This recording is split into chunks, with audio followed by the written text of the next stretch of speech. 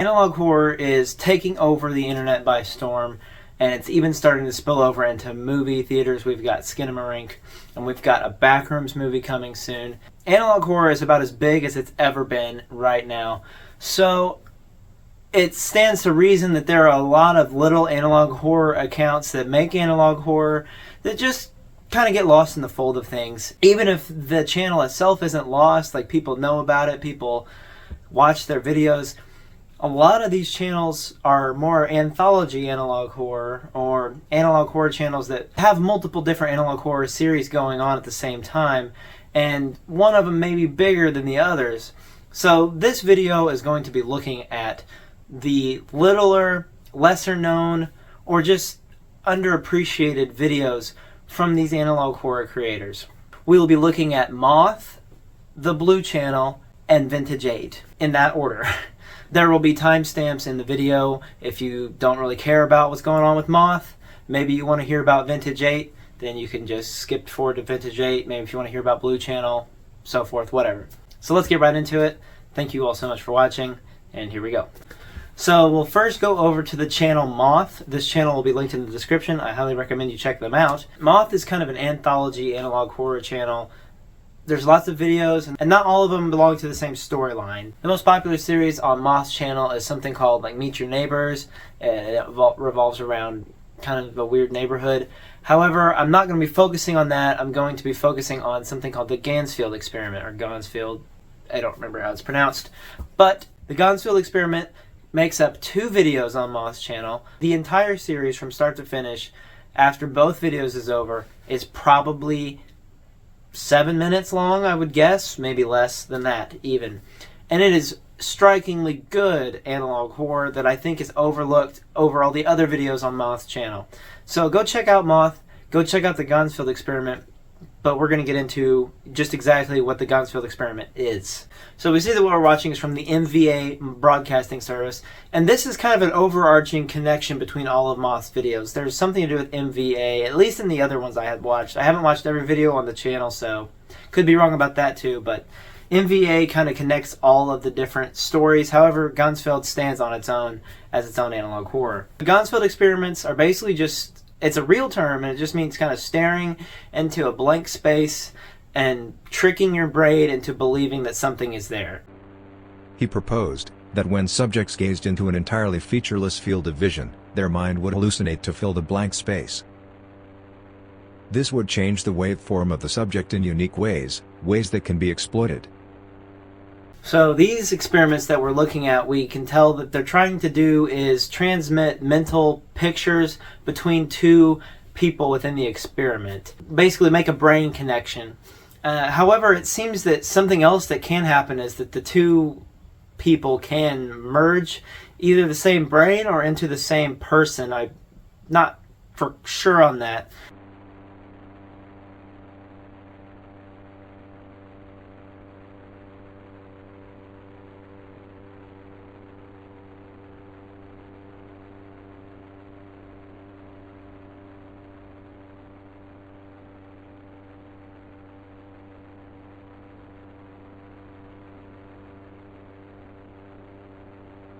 So we see all that, the point of the experiments and everything, and then the video ends with this text that seems to have been inserted afterwards. The text reads, "The experiments didn't work. If you stare long enough, your mind creates things that are so real. The other subjects didn't see what they wanted. They just went mad." And we see that this message is from Clara. We don't really know who Clara is.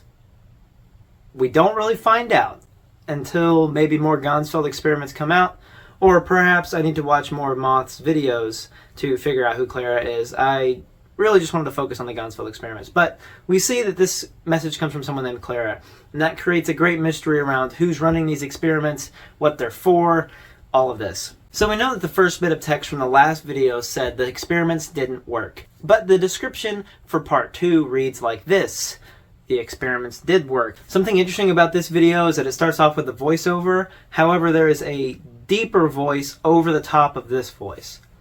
This could relate back to what we saw in the first video when it talked about things combining with each other, or people combining with each other in the process of the experiment. This could be two people bound to each other, or it could just be a glitch in the audio, something like that. However, it's kind of unsettling, adds to the horror of this series. Let's try this experiment through a small exercise. This video lists off the mental and physical side effects of the experiment itself, and they are as follows: nausea, audible white noise, loss of time, headaches, migraines, loss of consciousness, vivid visual auditory hallucinations, and personality change. The video ends with some more confusing text. It could be possible that these are two people arguing back and forth, or the original tape said something else, and this is covering over that with other text. The text reads, "The experiments didn't work." That is quickly interrupted by, "The experiments did work. If you stare long enough, your mind creates things that are familiar." And there you have it. That is the Ganzfield experiment. If there is more to this story, I am not aware of it. However, it's really, really good. It's extremely effective analog horror. It's very original, and actually that's going to be a through line through all of these that I've chosen to talk about today. They are very original. A lot of analog horror tends to get bogged down in imitation of something else. Imitating the Local 58, imitating Gemini Home Entertainment, imitating the Mandela Catalog, imitating the Walton Files. The Walton Files themselves imitating Five Nights at Freddy's. The Mandela Catalog taking some things from Gemini, but obviously not all of it, but just some elements of Gemini. There's a lot of borrowing that goes on, and that's totally fine. Halloween and Friday the 13th are both great movies. They borrow a lot from one another. So do all the slasher movies. So do all genres of horror. There's going to be overlap. However, I think these three that I've chosen to look at today specifically are very original in their concept and in their execution and how they're done, and these creators need to get more traction and I think more recognition. The second one I'm going to look at is the shortest, weirdest, and one I'm going to talk about the least just because there's the least amount of material to talk about. That is the Blue Channel. Now, I'm actually not going to cover the biggest video in the Blue Channel, which is the Thalassa Medicine ad. It's a really good video. It's really creepy, but it's been covered. It's everywhere. I think Markiplier even covered it. It's a pretty big video. People know it. If you haven't seen it, go check it out. Again, description, all these videos will be listed. However, I want to talk about the other two videos that are canon to the Blue Channel. So the weirdest thing about the Blue Channel is that the videos are posted amongst other videos on the channel, on the same channel, that don't really have anything to do with the Blue Channel itself, and they're posted years apart, and I mean years apart. The very first Blue Channel video is approximately 3.5 minutes, almost 4, and it is posted in October of 2018. It is simply a screen that says blue.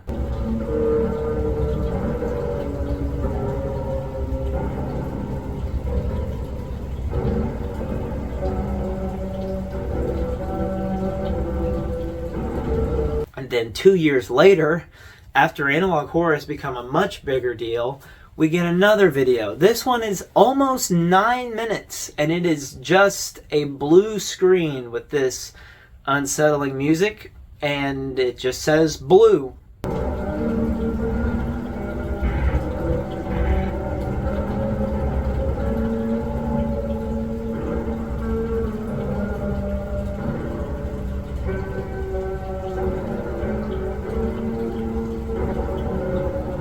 However, halfway through it, you get this text that says this. And then the very end of the video, you see this creepy, horrifying thing, and it says, "You let us in." There's definitely more to be gleaned from this than just in these two videos, as is obviously the case. The last video drops a whole lot of lore about the Thalassa and how there's these pills that control your emotions, and it's weird. However, knowing that we may not get an upload for another year, I really just wanted to focus on these two videos that no one really talks about. and what it is exactly that I like about them. I like that there are no answers. I like that this is simply just a channel that could be on your TV that you swipe through and find one night. If you'll notice, a few of those clips I took of the Blue channel was actual just footage of me watching the channel. And sitting there and watching it, just staring at the word blue, it starts to ripple and move, and I feel like this is just a trick of the brain. I'm really not seeing that. It kind of goes back to the Ganzfield Experiment. I'm seeing things that aren't there. It's kind of a hallucination. And then at the end, with the weird looking thing that says he's in, you let him in, I feel like the Blue channel is a gateway for letting demons into your house. And if this was the point from the beginning, then this was one step ahead of the Mandela catalog, which only came out in 2020 at the time of the second upload. Again, I don't exactly know what the direction of the Blue channel is supposed to be. I just really like how weird it is. It's analog horror with not a whole lot of commitment, because it's literally been 4 years since the first upload and we've gotten 2 since. So you can kind of just sit back and enjoy it for what it is, just a really odd analog horror series. The third and final series I'll be going over is on the YouTube channel Vintage 8. Vintage 8 has a lot of really popular analog horror videos. Well, really popular. A lot of really good, semi-popular analog horror videos that are obviously going to be topics for videos in the future. However, on this one, I just wanted to focus on one of the lesser known ones, and that is How to Talk to Nobody. Essentially, the story of Nobody plays out like an urban legend, sort of like an early form of internet horror rather than what has become analog horror now. However, it's still analog horror in its most pure sense. It just feels like an early internet horror story. The first video of this series, How to Talk to Nobody, starts off by giving you instructions on how to talk to nobody.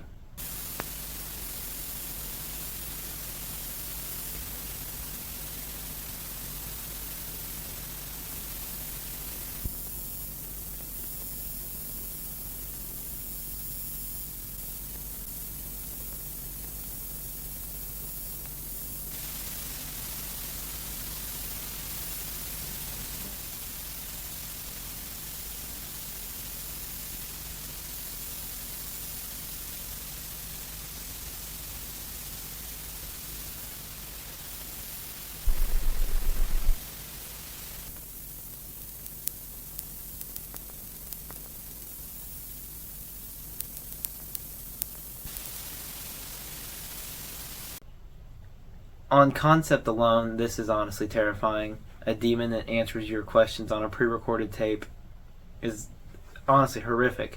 We also learned that nobody will ask for something of yours, something very personal. So this is kind of a make a deal with the devil situation. Nobody answers your questions, but you have to sacrifice something important to you.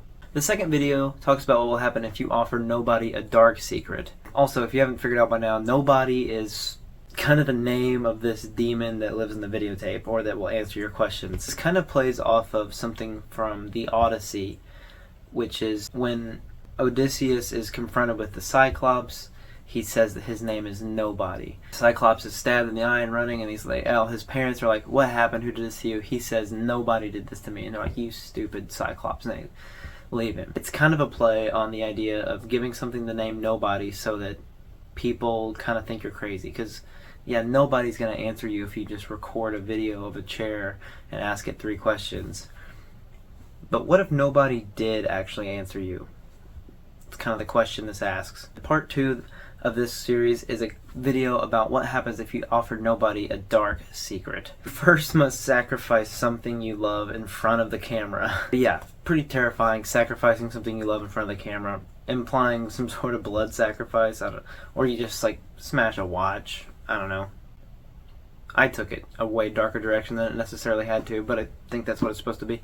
Once you've done this, you must put the tape into an envelope, address that envelope to nobody, as we learned how you do in the first part, and bury the envelope in the ground. And in 3 days, dig it up and play the tape, and if nobody has replied to you, then everyone linked to that secret must die. That concludes the second video of this series, and the third one we simply see multiple different mechanisms for counting down, and all of them are indeed counting down. And then we keep seeing flashes of something that says nobody is coming, which is terrifying. Nobody is coming, and this is this countdown whenever this thing is coming to get you. The video ends by saying, have your affairs in order. Nobody will visit on January 8th, 2008. We also see this clip of a person walking and looking behind them. It's kind of implied that the cameraman is unseen, and we'll see this expanded on later. Nobody You Broke the Rules contains a hint that nobody is possibly a demon. I don't think he's referred to as a demon at any other point in this, but I think this refers to nobody as a demon because we see the number 3 repeated 3 times, which is bad luck, a bad omen, something like that. We then in this video see POV shots of the outside of a house and a few from inside the house. Alright, so here we come to the last video of the Nobody series. We see clips that we got previews of in the video previous. However, this video is a fully expanded, kind of a really creepy stalker, peeping Tom kind of esque video, but we know that it's actually nobody and he has come to visit. It can be assumed that this is January 8th and that the person nobody is stalking either made a video for nobody, or this person knows a secret that somebody else who contacted nobody made nobody aware of. Nobody appears to be able to see nobody, and I guess I should phrase that, no one appears to be able to see nobody. But it's clear that nobody's presence is felt as he stalks this girl in her house, because she's constantly looking over her shoulder, constantly looking into the dark corner where our cameraman is from. This analog horror does something really cool in that our point of view is from the horror. We are witnessing the reaction to the horror or the suspicion of something horrible. And this is something that I actually really like, because honestly, you can show reaction shots all day, and if a good actor or actress is doing it, then the reaction shot is more terrifying than whatever they could possibly be looking at, because movies are limited. There's practical effects, there's CGI. It's probably not going to be as terrifying as whatever you're picturing when you're looking at someone's reaction to the horror. So reaction shots are a huge part of horror, and kind of skimped over in analog horror. Analog horror kind of goes right for the scary thing.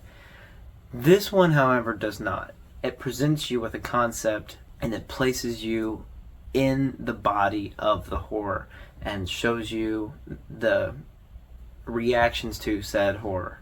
We watch as this girl goes to her mailbox and she has received an envelope from nobody. So it would seem that she was the one who made the original Nobody video, and nobody has replied. And she plays the video. The title of the tape is Nobody Watches Mandy.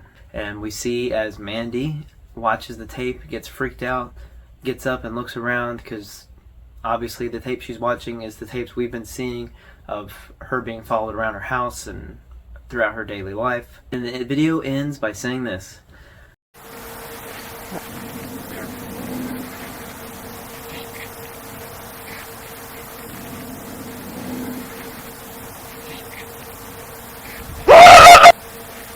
Nobody can save me, because nobody is coming. Nobody can save me, because nobody is coming. Nobody can save me, because nobody is coming. Nobody can save me, because nobody is coming. And that's like an absolutely perfect way to end this horror series, because that's it. It's over.